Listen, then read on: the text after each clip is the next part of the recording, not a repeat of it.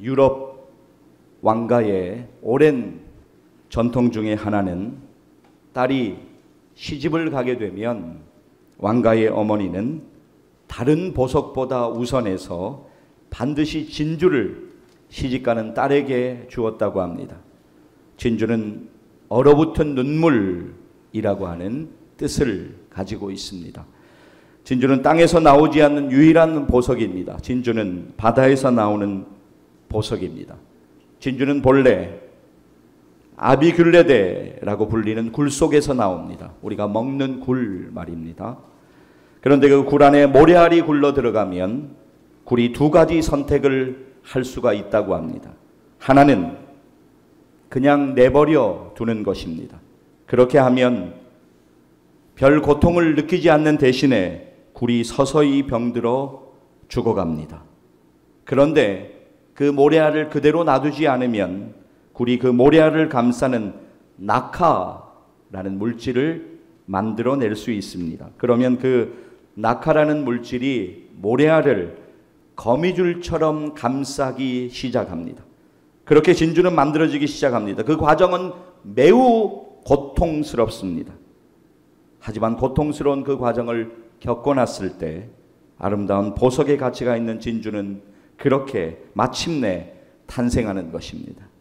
그런데 그 고통의 과정이 싫어서 그냥 내버려 두면 그냥 서서히 죽어버리고 맙니다. 우리의 인생도 그렇습니다. 오늘 본문에서 우리는 인생의 고난과 고통을 만났지만 자신의 뜻이 아닌 하나님의 뜻과 하나님의 섭리에 집중하여 살아가는 사람들을 만나게 됩니다. 남유다 왕국은 여호야김 왕 3년에 바벨론 왕 느부갓네살에 의해서 포위되고 성은 함락되었습니다. 오늘 우리의 본문 1절 다니엘 1장 1절 말씀 우리 같이 한번 읽기를 원합니다. 유다 왕 여호야김이 다스린 지 3년이 되는 해에 바벨론 왕 느부갓네살이 예루살렘에 이르러 성을 에워쌌더니. 자, 이어서 본문 2절 말씀을 보면 유다 왕 여호야김도 바벨론으로 잡혀가고 하나님의 전 그릇들도 그들이 빼앗아 갑니다. 한마디로 말하면 본격적으로 바벨론의 포로가 된 것입니다. 여러분, 유다 입장에서 보면 이거 잘된 일입니까? 아니면 잘못되어 버린 일입니까? 예, 잘못되어도 아주 잘못된 일입니다. 한마디로 말하면 유다가 지금 망한 겁니다. 그런데 여러분, 오늘 우리는 본문 2절에서 언뜻 잘 이해가 되지 않는 한 문장을 만나게 됩니다. 그런데 이 문장은 너무나도 중요한 문장입니다. 본문 2절을 한번 보십시오. 2절 우리 같이 한번 읽을까요? 주께서 유다 왕 여호야김과 하나님의 전 그릇 얼마를 그의 손에 넘기심에 그가 그것을 가지고 신할 땅 자기 신들의 신전에 가져다가 그 신들의 보물 창고에 두었더라. 예, 여러분 다시 보시면 여러분 이 문장을 찾으실 수 있을 것입니다. 주께서 그의 손에 넘기심에. 여러분 지금 일이 꼬여도 보통 꼬인 것이 아닙니다. 포로 생활은 장난이 아닙니다. 고통과 비참함입니다. 그런데 성경은 이 모든 일들 가운데 하나님의 섭리가 있음을 선포합니다. 주께서 그의 손에 넘기심에. 여러분 잘 이해가 되십니까? 잘 이해가 안 되셔야 정상입니다. 우리는 이해가 안 되더라도 오늘 우리가 반드시 붙잡고 기억할 것이 있습니다. 그것은 하나님의 뜻과 계획은 우리의 생각을 초월한다라고 하는 것입니다. 우리가 보지 못하는 것을 하나님은 보시고 우리가 생각하지 못하는 것을 하나님은 계획하고 계시다라고 하는 것입니다.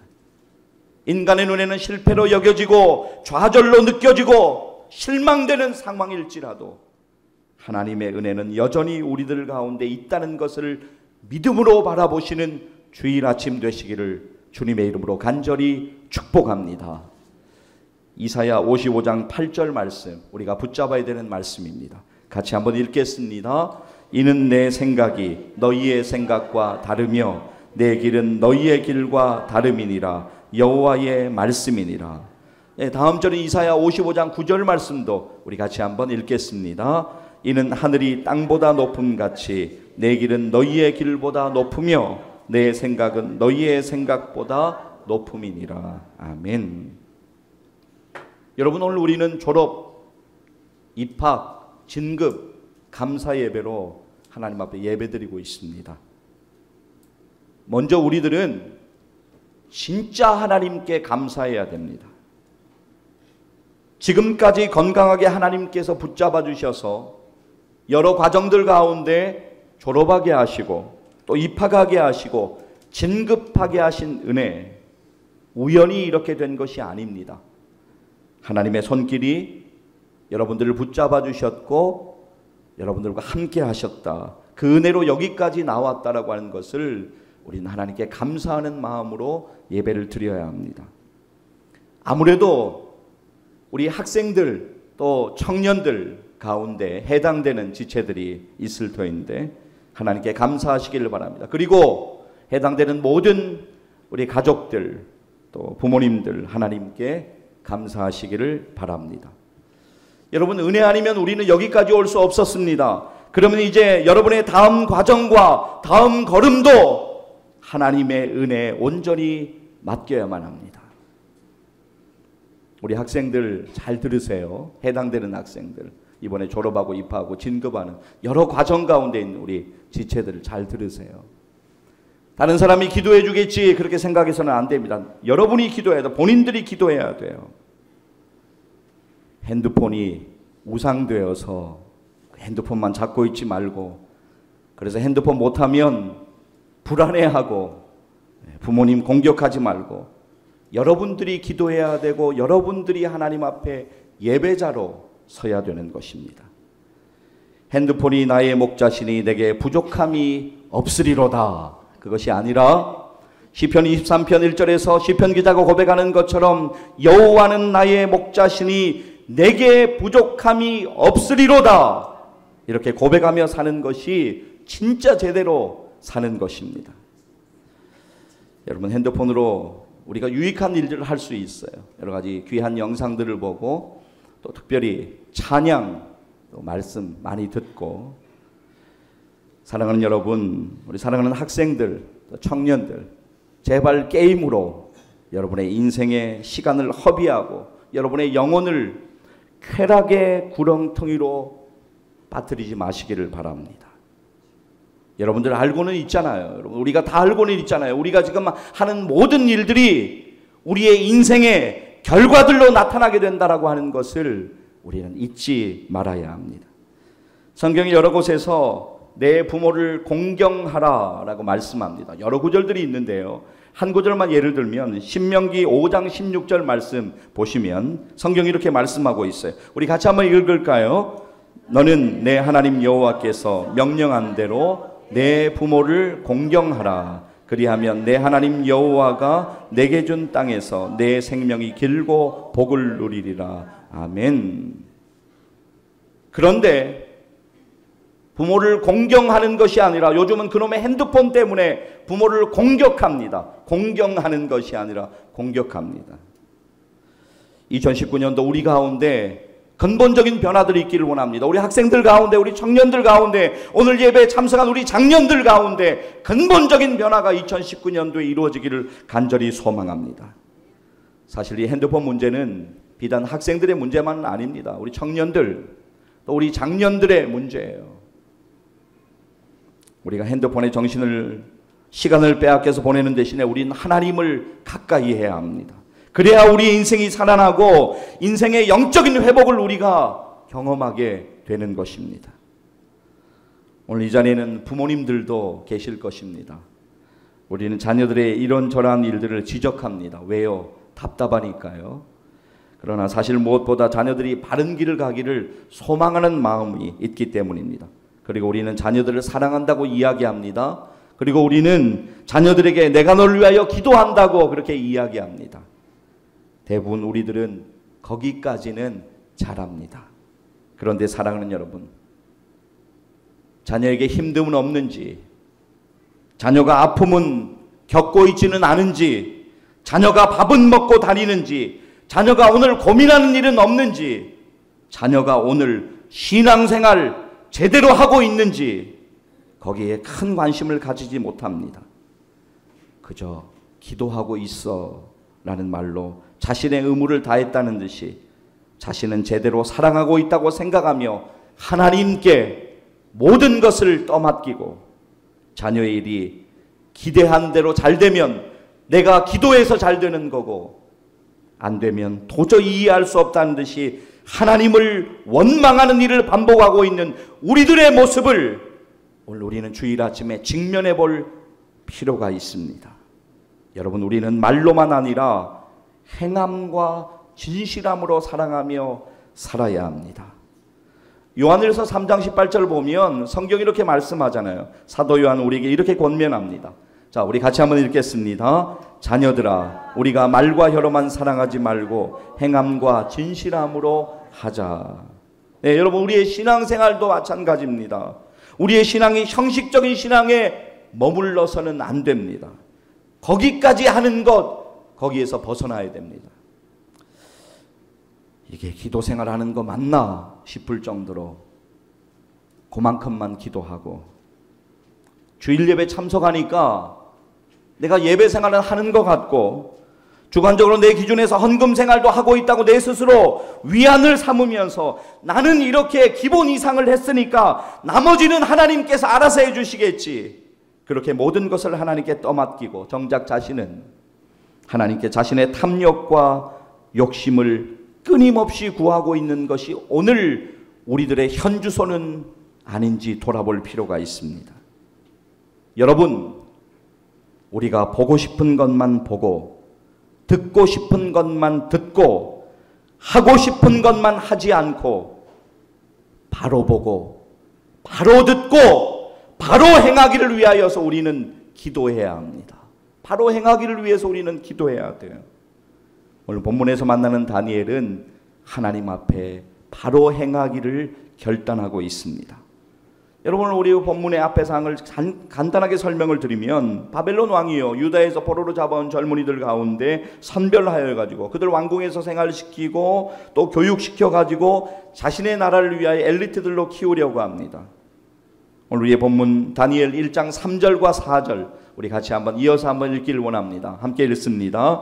왕이 환관장 아스부나스에게 말하여 이스라엘 자손 중에서 왕족과 귀족 몇 사람 곧 흠이 없고 용모가 아름다우며 모든 지혜를 통찰하며 지식에 통달하며 학문에 익숙하여 왕궁에 설만한 소년을 데려오게 하였고 그들에게 갈대아 사람의 학문과 언어를 가르치게 하였고. 예, 여러분, 이것뿐만이 아니에요. 거기에다 먹는 것까지 룰을 정해가지고 먹는 것까지 다 통제를 합니다.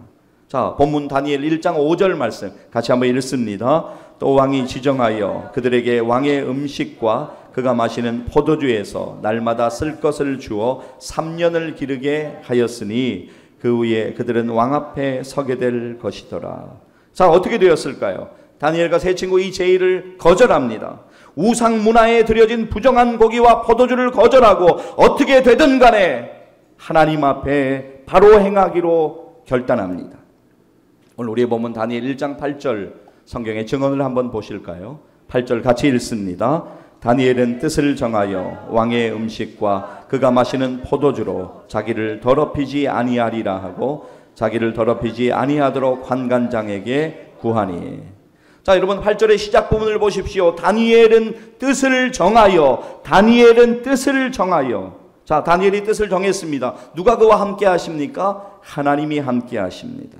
하나님이 다니엘로 하여금 환관장에게 은혜와 긍휼을 얻게 하신지라. 예, 하나님이 다니엘로 하여금 하나님께서 놀랍게 인도하십니다.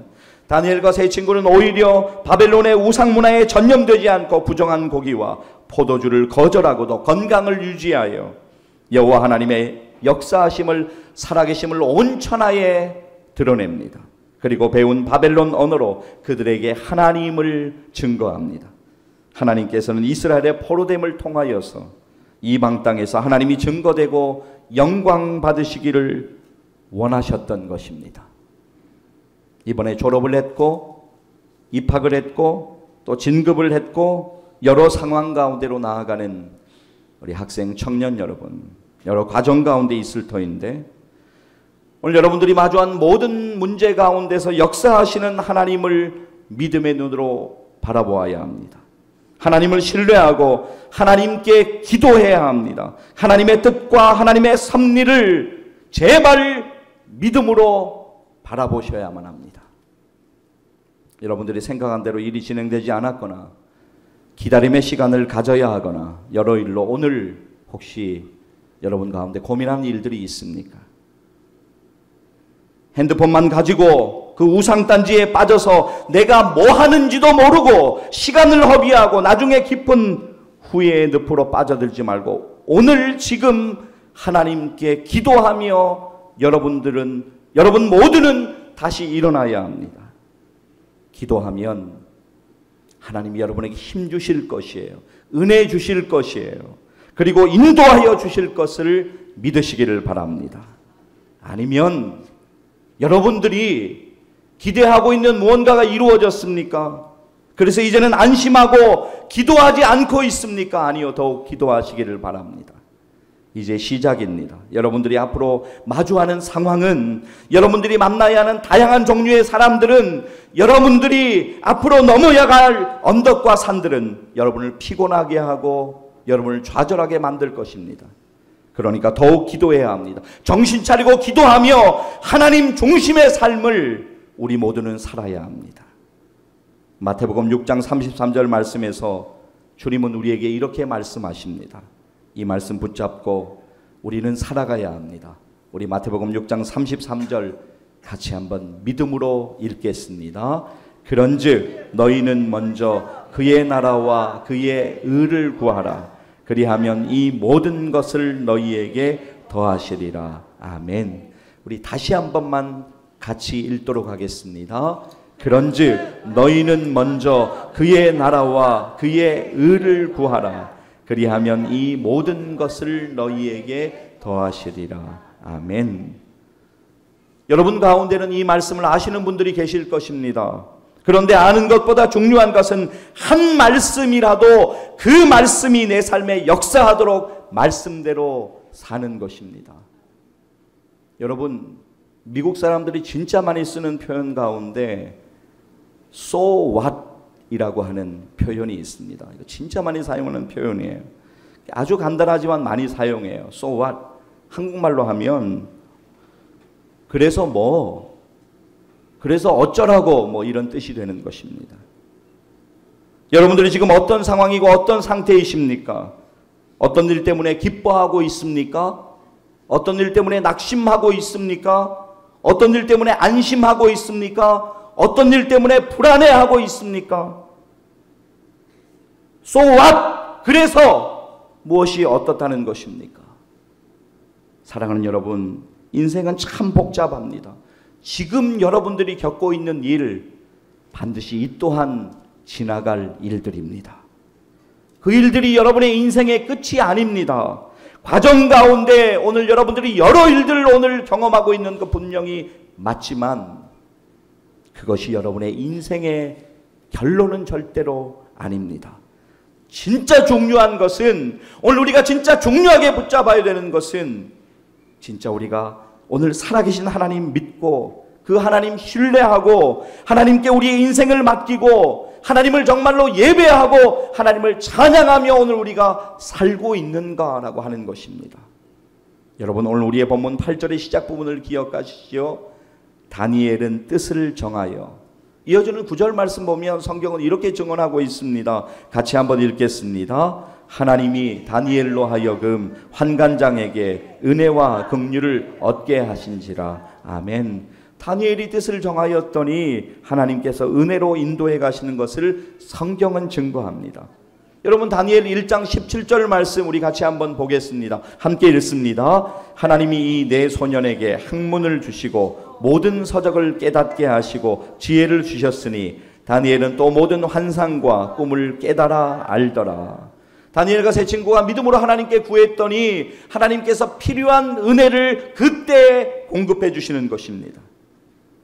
다니엘 3장에서 세 친구들이 풀무불 가운데로 던져질 때 얼마나 그 불의 열기가 뜨겁던지, 다니엘 3장 22절 말씀을 보면 이제 세 사람을 던지려고 붙잡았던 사람이 너무 그 불이 뜨거우니까 붙잡았던 사람이 불에 타 죽었다라고 성경이 증거하고 있잖아요.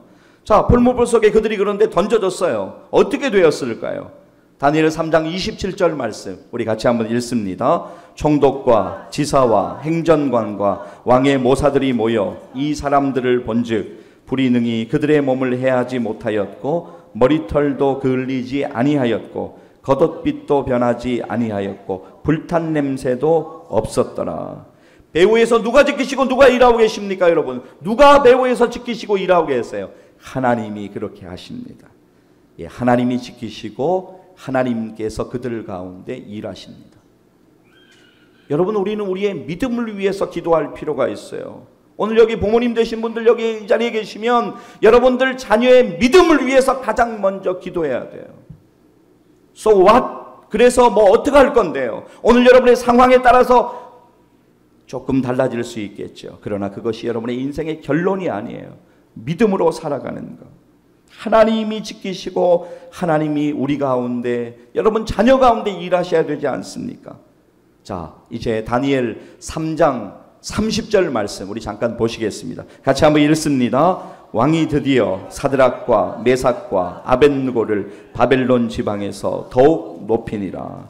예, 원수의 음모에서 벗어나서 뿐만이 아니라 사드락과 메삭과 아벳느고는 하나님의 놀라운 은혜, 역전의 은혜를 경험합니다. 느부갓네살 왕이 한 것이 아닙니다. 하나님이 그렇게 인도하여 가시는 것입니다. 여러분, 다니엘 6장을 보면 다니엘이 정적들, 원수들이 다니엘을 죽이기로 작정하고 셋업한 완전한 올무와 늪에 걸려버립니다. 이제는 왕도 어떻게 할 수가 없어요. 도장을 찍었기 때문에 조서에. 그런데 한 가지 방법이 있습니다. 다니엘이 평소에 하는 것처럼 하나님께 기도하지 않으면 살 수가 있습니다. 그런데 다니엘에게 진짜 중요한 것은 목숨이 아니었습니다. 다니엘에게 진짜 중요한 것은 하나님이었습니다. 다니엘 6장 10절 보시면 성경은 바람 앞에 촛불 같은 위기를 맞이하고 있는 그런 인생의 위기 앞에서 다니엘이 어떻게 행하고 있는지 성경은 이렇게 증거하고 있습니다. 같이 한번 읽겠습니다. 다니엘이 이 조서에 왕의 도장이 찍힌 것을 알고도 자기 집에 돌아가서는 윗방에 올라가 예루살렘으로 향한 창문을 열고 전에 하던 대로 하루 3번씩 무릎을 꿇고 기도하며 그의 하나님께 감사하였더라. 아멘. 변한 것은 없습니다. 그의 원수들은 쾌재를 부르고 있습니다. 지금 원수들이 기대한 대로 다니엘은 사자굴에 던져졌습니다. 그런데 누가 지키십니까? 하나님이 지키십니다. 이거 제가 말하는 것이 아닙니다. 성경에 나와 있는 것을 제가 여러분들에게 말씀드리는 거예요. 하나님이 지켜주셨어요. 다니엘 6장 23절 말씀 우리 같이 한번 읽습니다. 왕이 심히 기뻐서 명하여 다니엘을 굴에서 올리라 하매 그들이 다니엘을 굴에서 올린즉 그의 몸이 조금도 상하지 아니하였으니 이는 그가 자기의 하나님을 믿음이었더라. 아멘. 사자들이 혹시 배부른 상태여서 다니엘 공격 안 하고 다니엘 안 잡아먹은 거 아니냐고요? 아닙니다. 바로 다음 절인 다니엘 6장 24절 우리 같이 한번 볼까요? 읽겠습니다. 왕이 말하여 다니엘을 참수한 사람들을 끌어오게 하고 그들을 그들의 처자들과 함께 사자굴에 던져넣게 하였더니 그들이 굴바닥에 닿기도 전에 사자들이 곧 그들을 움켜서 그 뼈까지도 부서뜨렸더라. 한 절만 우리 더 보겠습니다. 다니엘 6장 28절 말씀입니다. 같이 읽습니다. 이 다니엘이 다리오 왕의 시대와 바사 사람 고레스 왕의 시대에 형통하였더라. 아멘. 여러분, 그렇습니다. 하나님이 하셔야 돼요. 사랑하는 여러분, 여러분이 생각한 대로 조금 일이 되었다고 교만하지 마십시오. 여러분이 생각한 대로 일이 되지 않고 있다고 낙심하거나 의기소침해서 살아가지 마십시오. 하나님이 하나님의 방법으로 여러분을 도우실 겁니다. 다만 여러분들이 할 일이 한 가지 있어요. 그것은 무엇이냐면 여러분이 보이는 상황이, 여러분이 지금 보고 있는 상황이 무너질지라도 하나님께서 여러분을 붙들고 계심을 믿고 정신 차려서 하나님 제대로 믿는 것, 그것이 여러분이 할 일입니다. 하나님 아닌 다른 것이 오늘 여러분의 인생의 1순위가 되어서는 절대로 안 됩니다. 과거 러시아의 수도인 페체르부르크에 아깝기 에비치라는 노인이 살고 있었습니다. 사람들이 그 노인에게 당신의 평생의 소원이 무엇입니까? 당신의 삶의 목적은 무엇입니까? 라고 묻기라도 하면 그는 조금도 주저하지 않고 매번 이렇게 대답했습니다. 내 인생의 목표는 고급 외투를 하나 갖는 것이요. 다른 사람들이 의아하게 생각했을지 몰라도 그의 소원은 오직 고급 외투였습니다. 그 노인은 인생의 목표를 달성하기 위해서 평생토록 일하고 저축했습니다. 오직 고급 외투를 위해서 열심히 노동을 했습니다. 그리고 드디어 그는 80루블의 돈을 저축하여 꿈에 그리던 그 외투를 샀습니다. 그 노인은 그 고급 외투를 입고 한번 고급 사교 파티에 멋지게 등장해서 그곳에 모인 사람들에게 외투를 자랑하고 싶었습니다. 그날은 노인에게 성공한 날이자 인생의 목적을 이룰 수 있는 날이었습니다. 그의 마음은 큰 기대감과 흥분된 마음으로 가득 찼습니다. 그러나 안타깝게도 그는 외투를 사가지고 집으로 돌아오다가 그만 강도를 만나게 됩니다. 힘없는 노인은 강도에게 그 비싼 고급 외투를 강탈당했습니다. 그 노인은 매우 절망했습니다. 그 노인은 단순히 고급 외투를 강탈당한 것이 아니었습니다. 그날 그는 그의 성공을 강탈당했고 그의 행복을 강탈당했습니다. 그날 이후 그 노인은 좌절의 늪에 빠졌고 너무 속상한 나머지 하루하루를 시름시름 앓다가 결국 죽고 말았습니다. 이 이야기는 고골리라고 하는 사람이 쓴 단편소설 외투라고 하는 소설의 이야기입니다. 여러분, 이 노인이 외투 한 벌에 인생을 건 것처럼 우리는 그렇게 살아서는 안 됩니다. 여러분, 오늘 여러분들 무엇을 붙잡고 있습니까? 오늘 우리가 헛된 것을 붙잡고 있다면 오늘 이 주일 예배를 통하여서 우리는 다시 그것들 내려놓고 하나님의 은혜를 붙잡아야 합니다. 하나님만을 의지하고 하나님께 영광 돌리는 생애를 살겠다고 우리의 마음 가운데 소원하는 기도가 있어야 합니다. 최근에 졸업, 입학, 그리고 진급 이러한 일들을 통하여서 여러 과정을 겪고 있는 여러분, 그리고 이 자리에 함께 하신 사랑하는 성도 여러분, 우리는 남은 인생의 시간 주님만 의지해야 합니다. 선하신 주님이 여러분을 이끄심을 믿으시기를 바랍니다. 혹 의지했던 것들이 변해간다고 해도, 억울한 마음이 커져간다고 해도, 혹 주어진 삶이 작게만 느껴진다고 해도 우리는 여전히 주님만 더욱 의지해야 합니다.